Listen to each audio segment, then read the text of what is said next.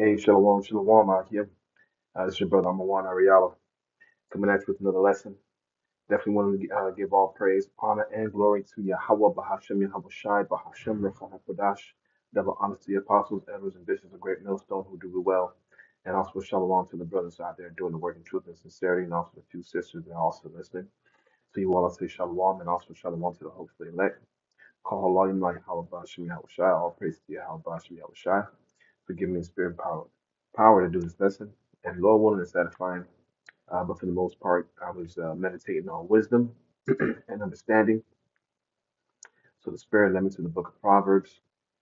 And, one of the things that came to my mind was, not forsaking wisdom. Okay. Um, this is a precious thing, a precious spirit the Heavenly Father has bestowed upon his men. All right. In which we use wisdom to gain more understanding about Yahweh Bashmi Yahweh Shai. And along comes with it, life and things of that nature. Okay. So, you know, when the world was established, the Lord created wisdom. Okay, it flourished. Wisdom flourished with the Most High, and the Most High has bestowed that wisdom once again upon His men. So, without further ado, we get into the book of Proverbs 5, starting at verse 1. It says, "My son, attend unto my wisdom, and bow thou thine ear unto my understanding." Right. This is the father talking to his son, and really, you can use that correlation with the heavenly Father through Yahweh Bashmi Shai speaking unto us, right? His men today. All right, which we are Yashar Allah, He Prince Power, right? We are the sons of the Most High God. So, these messages are unto us so that we may be able to take heed and live. All right, it says, "And bow thine ear to understanding, that thou mayest regard discretion." All right, and that thy lips may keep knowledge. Okay, and I wanted to go into that word discretion. Let's grab that here. Okay, all right, discretion. Okay, mazama. All right, purpose, discretion, device, plot, purpose, discretion. All right, thought, intents. All right, using wisdom. Okay, so it says that thou mayest regard wisdom or discretion, and that thy lips may keep knowledge. For the lips of a strange woman drop as a honeycomb.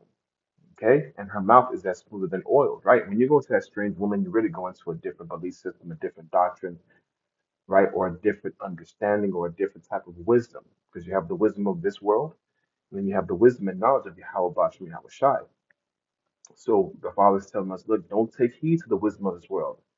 Cling, stick to Sophia, stick to the wisdom of the Heavenly Father, which comes from the Heavenly Father. All right? Because this is the oldest form of wisdom. This wisdom existed before the earth, the foundations of the earth were created. All right, it says her mouth is as smooth than oil, but her end is bitter, and as wormwood, sharp as a two-edged sword, her feet go down to death. Her steps take hold onto hell, right? The wisdom and knowledge of this world, man, it brings nothing but death because it is adverse to the Heavenly Father. Okay, the Heavenly Father has given us laws, statutes, and commandments in order for us to live. But those who forsake those ways, guess what? They find death. Okay, it says in verse 6, "Lest thou shouldest ponder on the path of life, her ways are movable, that thou cannot know them. Hear me now, therefore, O you children, and depart not from the words of my mouth. Remove thy way from her, and come not nigh to the door of her house." And it's talking about that strange woman or that strange wisdom, all right, which is the wisdom of this world. Okay, when you talk about, Egyptology, you talk about Christianity, Catholicism, this is the wisdom of this world, not the wisdom of knowledge of the Heavenly Father, okay, which comes from the Heavenly Father. "In thy years not so cruel, lest strangers be filled with thy wealth, and thy laborers in the house of a stranger. Okay, and thou mourn at the last when thy flesh and thy body are consumed." But see, our people did not take heed to this warning. Okay, they did not listen. So guess what happened? All right, laborers are in our house. All right, strangers are in our land, and we were exiled. All right, we were put into the land of captivity. All right, to serve out our punishment. All right, but understand this is, the wisdom of this world can be very enticing. Okay, it can be very enticing. When you see, the rich prospering in this world, living a better life, living a good life. Okay. thriving in this society. All right, but we are the meek, we are the humble, we are the afflicted. All right, we are the Oscar of society. We're at the bottom. Now, I'm not saying that everyone who believes in this truth is doing bad. No, I'm not saying that at all. But compared to the people who rule this world, we have nothing. Okay, and everything that we have and we want, we have to go to the oppressor for it. Okay, but once again, we're not to follow the ways of this strange woman because her ways lead to death. All right, so let me give an account of when our forefathers saw this beast, saw this whore, because this type of wisdom comes from Babylon. Babylon is the promoter of the greatest wickedness, man. All right, it pushes this wickedness to the four corners of the earth. All right, so this is an account of the Revelator John fondling over Babylon and her ideology and her, marveling at the beast. All right, 17:7. All right, let's start at verse 1. It says, "And there came one of the seven angels which had the seven vials, and talked with me, saying unto me, Come hither. I will show unto thee the judgment of the great whore that sitteth upon many waters." Right, and this is talking about America, aka Babylon. All right, she's a whore because she sleeps and she gets into bed with these different nations and they share her ideology. All right, her democracy. Right, these different nations they practice the ways of America. Down from their government to their military to their way of life. Okay. It says, Come hither, I will show unto thee the judgment of the great whore that sitteth upon many waters, with whom the kings of the earth have committed fornication, and the inhabitants of the earth have made drunk with the wine of her fornication. Right. These different nations, man, they're getting drunk off the power of America, man, by being able to take advantage of her dainties, okay, her merchants, okay, and really America is really thriving because of the Israelites. All right, they say that we are the number one consumer here in America. Okay, so these different nations they're taking advantage of that fact and they're producing these different products for our consumption. Okay, but these nations, man, they've drunken of that wine of fornication. They America says, hey, look, you can be rich too. You can just come up, come on board and let's do what I do. All right, but they have been deceived, man, because the ways of America, Babylon is wickedness, man. All right, forcing all type of immoral ways upon different nations. Okay, they're not dealing with the wisdom and knowledge of Yahweh Shem Yahushua. If so, they would have been thriving in righteousness and not in wickedness. Okay, so it says in verse 3, so he carried me away into the wilderness, and I saw a woman sit upon a scarlet colored beast, full of names and blasphemy, having 7 heads and 10 horns. It's talking about the NATO and the EU. This is the beast, and America sits on that beast. All right, Trump, I don't know if you guys remember Trump going off on NATO, talking about they're not giving their fair share. All right, so that whore is America sitting upon the beaches of NATO and the EU, and the woman was carried away was arrayed in purple and scarlet color, which represents majesty, royalty, right, power, and decked with gold and precious stones and pearls, having a golden cup in her hand, full of abominations and filthiness of a fornication, right? Once again, going into her fucking ideologies, all right, in her ways of living. Okay? And it says, and upon her forehead was a name written, Mystery Babylon the Great, the mother of harlots and abominations of the earth.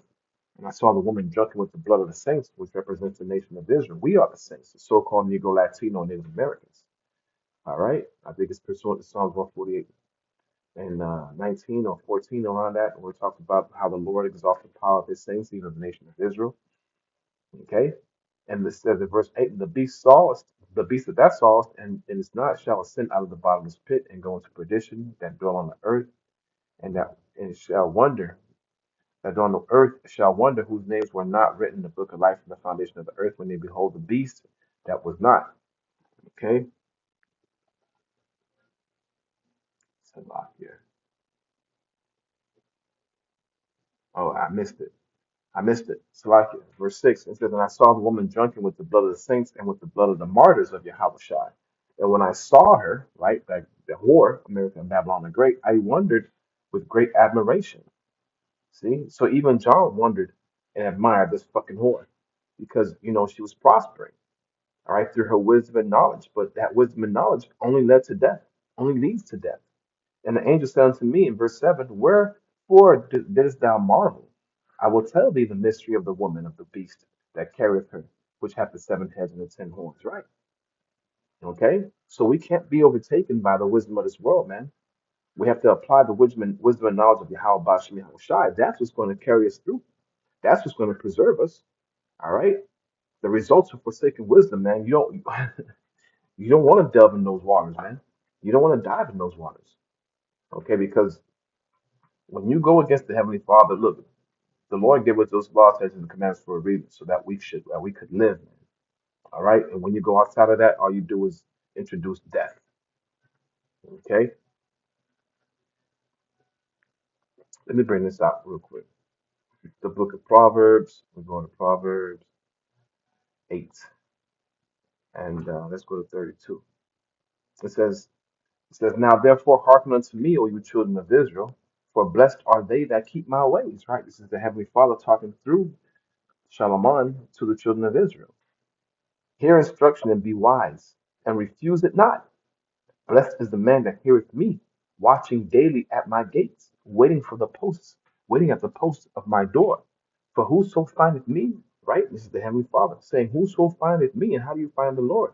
By keeping his laws, statutes, and commandments. Remember, we are the only nation whom the Heavenly Father has given his knowledge, wisdom, and understanding to.